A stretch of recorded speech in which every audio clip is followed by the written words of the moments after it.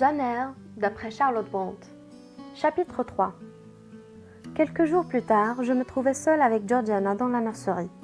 Nous étions le 15 janvier, il était 9 heures du matin, Bessie était descendue déjeuner, elle m'avait demandé d'être prête à son retour pour que nous faisions le ménage ensemble. À présent, elle m'employait souvent pour époussiérer les meubles, comme si j'avais été une seconde bande d'enfants. En l'attendant, je commençais à ranger la dinette éparpillée sous la fenêtre. Mais Georgiana m'ordonna de laisser ses jouets tranquilles. Pour m'occuper, je me mis alors à souffler sur les fleurs de givre qui avaient été déposées sur la vitre au cours de la nuit, par une forte gelée. La fenêtre donnait sur les grilles de Gateshead. Je vis alors ces grilles s'ouvrir pour laisser passer une calèche qui remonta l'allée couverte de glace. Bientôt, la sonnette du manoir tinta. Une visite pour Madame Reed, sans doute. Indifférente, je trouvai vite un autre centre d'intérêt. Un rouge-gorge affamé gazouillait sur les branches nues d'un cerisier, juste sous mes yeux. Il me restait quelques miettes de pain de mon déjeuner. J'ouvris la fenêtre pour les déposer sur le rebord extérieur. À cet instant, Bessie entra en courant dans la nurserie. « Mademoiselle Jeanne, enlevez votre tablier. Vous êtes-vous lavé les mains et le visage ?»« Pas encore, Bessie, » dis-je en refermant la fenêtre. « Oh, vous êtes pénible. Que faisiez-vous à la fenêtre ?» Je fus dispensée de répondre car Bessie semblait trop pressée pour m'écouter. Elle me frotta impitoyablement le visage au savon avec une serviette rêche, me lissa les cheveux et m'expédia à la salle à manger, où, me dit-elle, l'on m'attendait. Qui m'attendait ? J'aurais bien voulu le lui demander. J'étais exclue des pièces du rez-de-chaussée depuis 3 mois, et l'idée d'y pénétrer m'effrayait. En tournant la poignée de la porte, je me demandais qui j'allais trouver à côté de Madame Reed. Un homme ? Une femme peut-être ? J'entrai et je me trouvai devant un pilier. C'est du moins l'impression que me fit cette maigre colonne en habit noir, surmontée d'un visage lugubre, comme un masque qui se tenait immobile devant la cheminée. Madame Reed était assise dans son fauteuil habituel, près du feu. « Voici la fillette au sujet de qui je vous avais contacté, Monsieur Brocklehurst. »« Elle est petite. Quel âge a-t-elle ?»« 10 ans. »« Tant que cela, vraiment ?» L'étranger me scruta d'un air soupçonneux pendant de longues minutes, puis il me demanda. « Votre nom, petite fille ?»« Jane Eyre, monsieur. »« Êtes-vous une enfant sage, Jane Eyre ?» Madame Reed répondit à ma place avec un hochement de tête significatif. « Moi, on n'en dira sur ce sujet, ni eux cela vaudra. » La haute silhouette de Monsieur Brocklehurst se plia pour s'asseoir dans un fauteuil, et son visage descendit alors au niveau du mien. Quel nez immense et quelle bouche avec ses grandes dents en avant! Il n'y a rien de plus triste à voir qu'un enfant méchant, commença-t-il. Savez-vous où vont les méchants après leur mort? Ma réponse jaillit comme une leçon bien apprise. Ils vont en enfer? Et qu'est-ce que l'enfer, mon enfant? Pouvez-vous me le dire? Eh bien, un gouffre plein de feu. Oui, c'est ça. Aimeriez-vous tomber dans ce gouffre? Oh, non, monsieur. Que devez-vous faire alors pour l'éviter? Je réfléchis un instant et hasardai. Je dois rester en bonne santé et surtout ne pas mourir. La santé ne dépend pas de vous, répondit Monsieur Brocklehurst, visiblement contrarié par ma réponse peu orthodoxe. Il meurt chaque jour des enfants plus jeunes que vous. Hier encore, j'ai enterré une fillette de 5 ans. Une charmante enfant dont l'âme est maintenant au ciel. Mais il est à craindre que vous n'irez pas au même endroit lorsque vous mourrez. N'étant pas en mesure de lui ôter son doute, je baissai les yeux sur ses grands pieds et soupirai en rêvant d'être très loin de là. J'espère que votre soupir vient du cœur et que vous vous repentirez d'avoir donné tant de mal à votre excellente bienfaitrice. Madame Reed prit alors la parole. Monsieur Brocklehurst, si vous avez la bonté d'admettre Jeanne Eyre dans votre pensionnat de Lowood, je serai heureuse que les maîtresses la surveillent de près, car elle est menteuse par nature. Je le dis devant vous, Jeanne, pour que vous n'essayez pas de tromper Monsieur Brocklehurst sur votre caractère.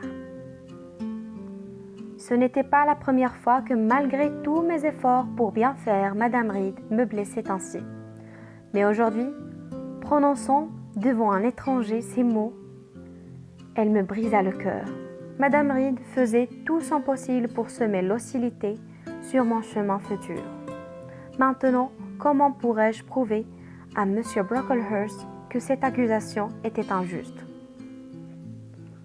Je mettrai au courant Mademoiselle Temple, la directrice, dit M. Brocklehurst. Je souhaite que cet enfant reçoive une éducation humble et qu'elle apprenne à se rendre utile, car ses perspectives d'avenir sont modestes, ajouta ma tante. Quant aux vacances, avec votre permission, elle les passera en pensionnat. Vos décisions sont sages, madame, répondit M. Brocklehurst. L'humilité est la première des vertus. À Lowood, nous ne tolérons aucune coquetterie. L'uniforme est simple, la coiffure aussi. Cette jeune fille aura le privilège d'échapper à toutes les vanités de ce monde. Merci, cher monsieur. Je l'enverrai dès que possible, car j'ai hâte d'être relevée de cette responsabilité qui devient vraiment très écrasante. C'est parfait, madame.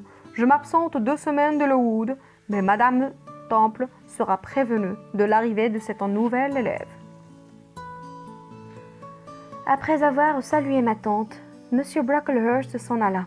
Madame Reed s'était mise à broder, et je l'ai examinée en silence, la révolte bouillonnante en moi.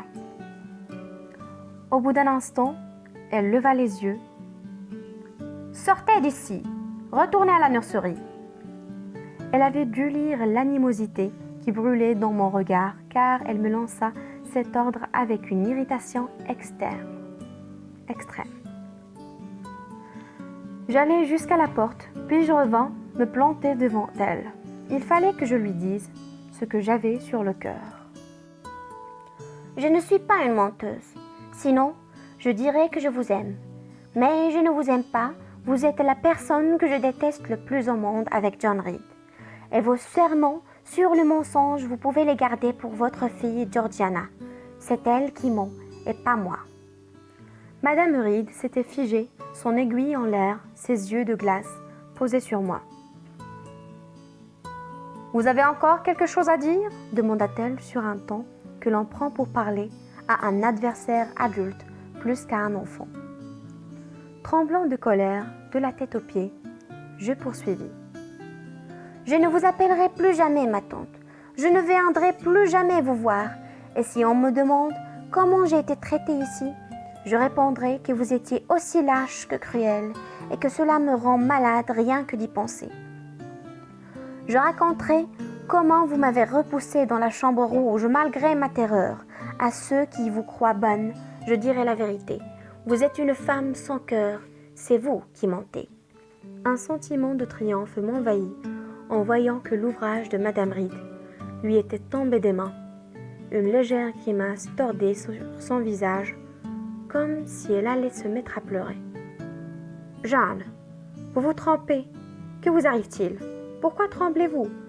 Vous voulez un verre d'eau? » ?»« Non, Madame Reed. »« Avez-vous besoin de quelque chose d'autre, Jeanne? Je vous assure que je veux être votre amie. » »« C'est faux. Vous avez raconté des horreurs sur moi à Monsieur Brocklehurst. Mais moi, à Lowood, je dirai à tout le monde ce qui vous êtes vraiment. Jeanne, vous êtes trop jeune pour comprendre. Un enfant a besoin qu'on le corrige de ses défauts. » Je hurlai de toutes mes forces. « Encore une fois, je ne suis pas une menteuse. » »« Mais vous êtes impulsive, Jeanne. Reconnaissez-le au moins. Allons, retournez à la nurserie et reposez-vous un peu, ma chère petite. Je ne suis pas votre chère petite. Je n'ai pas besoin de repos et je ne veux pas partir en pension. Mais je partirai le plus vite possible, juste pour ne pas rester avec vous. Soyez tranquille, murmura Madame Reed. Cela ne va pas tarder. Sur ce, elle ramassa son ouvrage et sortit de la pièce, me laissant victorieuse sur le champ de bataille. Mon excitation ne tarda pas à retomber. J'avais goûté avec délice à la vengeance, mais elle me laissa vide, en arrière-goût amer. Et un sentiment de solitude terrible me serra le cœur. J'ouvris la porte-fenêtre qui donnait sur le jardin et sortis en frissonnant dans le froid vif. Quelques flocons tombaient. Le ciel, uniformément gris, et se posait sur la terre durcie par le gel. J'irai dans l'allée, sans y prendre aucun plaisir, quand la voix de Bessie m'appela. « Mademoiselle Jeanne, où êtes-vous? Ah, dans le jardin, vilaine petite fille! Pourquoi ne répondez-vous pas quand je vous appelle ?» Elle m'avait rejointe et je l'entourai de mes 2 bras. « Allons, Bessie, ne me grondez pas. » Ce geste spontané étonna Bessie, qui me regarda avec une sorte d'affection. « Oh, vous êtes une enfant étrange, un petit être errant et solitaire, me dit-elle. « Et vous partez en pension, je suppose ?» Je hochai la tête. « Vous n'êtes pas triste de quitter la pauvre Bessie ?»« Bessie ne tient pas à moi, » répondis-je. « Elle me gronde toujours. »« C'est parce que vous êtes tellement timide et craintive. Il vous faudrait plus d'audace pour prendre plus de coups. » Bessie soupira. « C'est vrai que vous êtes mise à rude épreuve dans cette maison. Mais venez maintenant, j'ai une bonne nouvelle. Cet après-midi, Madame Reed et ses enfants sortent pour le thé. Nous passerons tout ce temps ensemble. Je vais demander à la cuisinière de vous faire un gâteau pour le goûter. Et nous ferons votre valise. Bessie, promettez-moi une chose. Ne pas me gronder jusqu'à mon départ. D'accord. Mais soyez sage et arrêtez d'avoir peur de moi. Vous sursautez toujours quand je vous parle brusquement. C'est agaçant, enfin. Je crois que je n'aurai plus jamais peur de vous, Bessie. Je m'étais habituée à vous. Je vais maintenant rencontrer des gens inconnus. C'est d'eux que j'aurai peur. Si vous avez peur, ils vous mépriseront. Comme vous, Bessie? Je ne vous méprise pas. En fait, je crois que je vous préfère à tout le monde. Vous ne le montrez pas. Quelle drôle de petite fille vous faites. Votre manière de parler a changé d'un coup. Qu'est-ce qui vous rend si intrépide? Je faillis lui expliquer ma victoire sur Madame Reed, mais je me ravisai. Il valait mieux se taire à ce sujet. Vous êtes alors contente de me quitter? Ajouta Bessie. Non, là tout de suite, j'en suis plutôt triste. Bessie m'embrassa et je la suivis dans la maison. Cet après-midi se déroula dans la paix et de l'harmonie.